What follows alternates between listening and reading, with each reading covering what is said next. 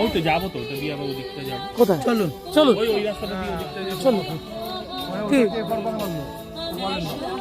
সুন্দরবনে আমরা যে সমস্ত গাছ দেখতে পাই, এখানে অনেকটা সেরকম ধরনের আছে বলে এটাকে মিনি সুন্দরবন বলছে।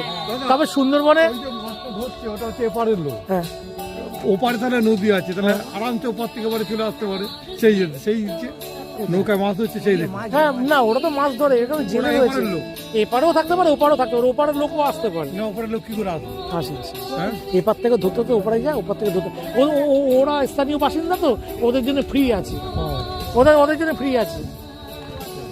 কেন